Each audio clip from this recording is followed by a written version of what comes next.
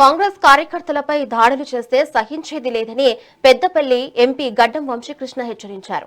కాకా వెంకటస్వామి అభిమానులకు, కార్యకర్తలకు తాము ఎల్లప్పుడూ అండగా ఉంటామని భరోసానిచ్చారు. తమ వారిపై ఎవరైనా చేయి చేసుకుంటే మొదటి దెబ్బ తనపైనే పడుతుందని స్పష్టం చేశారు. ఇటీవల మంచిర్యాలలో స్కూల్ బ్యాగుల పంపిణీ కార్యక్రమంలో కార్యకర్తలపై దాడిని ఆయన ఖండించారు. తప్పుడు కేసులు, రాజకీయ వేధింపులకు పాల్పడే వారికి తగిన విధంగా సమాధానమిస్తామన్నారు. చిల్లర రాజకీయాలు చేసే వారిని వదిలిపెట్టబోమని ఎంపీ హెచ్చరించారు.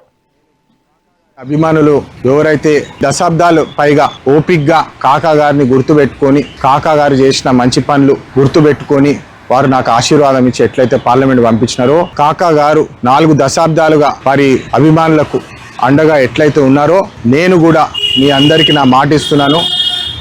మీకు ఏమైనా కష్టం వస్తే మొదటి దెబ్బ నా మీద పడుతుంది.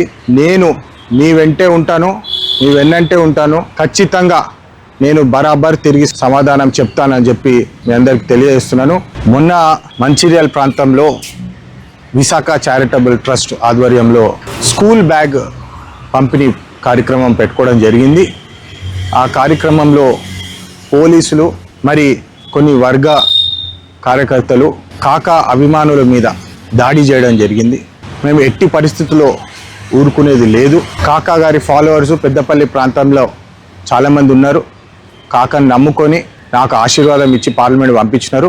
మా కార్యకర్తలకు ఏమన్నా అయినా ఎవరన్నా వారు వెనుకుండి ఇట్లాంటి చిల్లర రాజకీయాలు చేసి మా కార్యకర్తల మీద ఏమన్నా అటాక్ కానీ ఫోర్స్ కానీ పెడితే మేము ఊరుకునేది లేదు. బరాబర్ తిరిగి సమాధానం చెప్తాము. ఇటువంటి చిల్లర రాజకీయాలు చేస్తే ఊరుకునేది లేదు. కాకా గారికి ఎట్లయితే అభిమానులు లాయల్గా ఉన్నారో ఇన్ని సంవత్సరాలు, నేను ప్రతి ఒక్క కార్యకర్తకి లాయల్గా ఉంటానని చెప్పి వారికి భరోసా ఇస్తున్నాను. జై హింద్, జై తెలంగాణ.